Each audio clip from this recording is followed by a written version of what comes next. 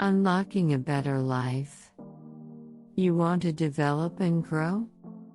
You want a better life? Understandable. That's what we all want.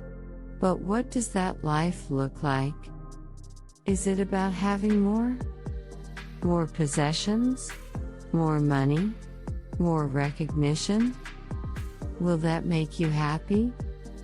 Most people now answer with a big yes. And everyone should be able to lead a dignified life without having to be afraid. This certainly includes financial and material security. But if we look deeper, you will notice that more possessions and money do not necessarily make you happy. This is also proven by numerous studies. Nevertheless, the coaching world is booming.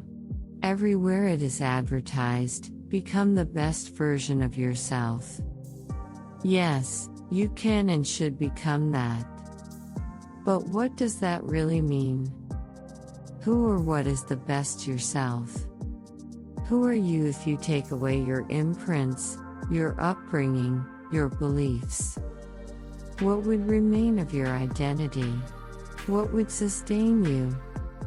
And because most people don't know how to connect with their true self, they adopt the old programming from the past. The values of their society and the respective zeitgeist. Our zeitgeist says, consume and you will be happy.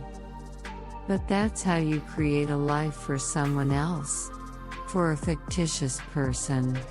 Sometimes for your own father or mother. Sometimes for the "this is how it's done" faction. Then we are in the outside orientation and not connected to ourselves. And without consciously realizing it, we run after goals that are not ours. That's just the way it's done. And that's just how it's done, or that's what everyone does, becomes the normal. But the normal is often not the natural. So when your personal growth becomes an ego show, it's like a growth spiral. More is not enough. It has to go on and on.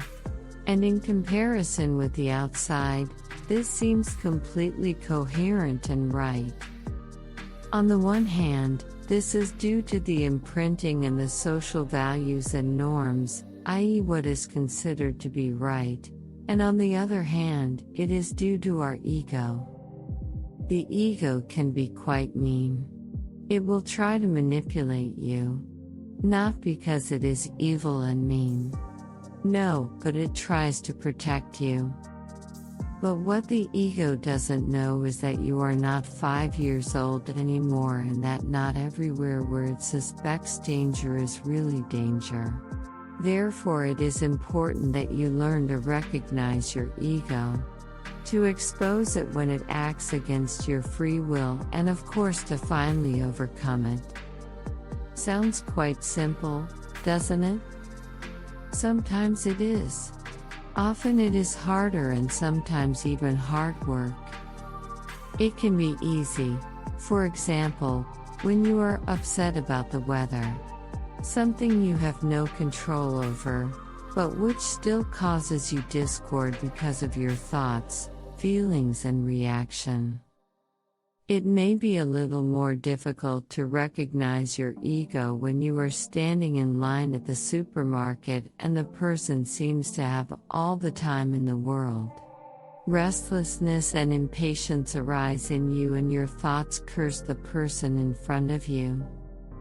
Your ego tells you that the person is taking away your freedom, stealing your time, or something else entirely. Again, discord arises in you.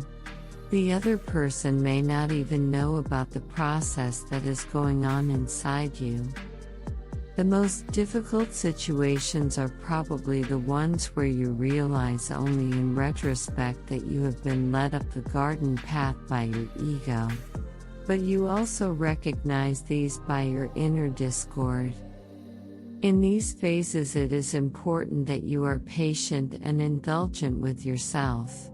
You will not discover your ego every time. But with each time it loses some power and control over you. Let me summarize again.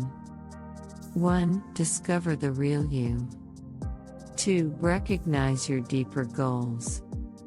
3. Become more conscious. 4. Unmask your ego. 5. Be happy. Thanks for watching.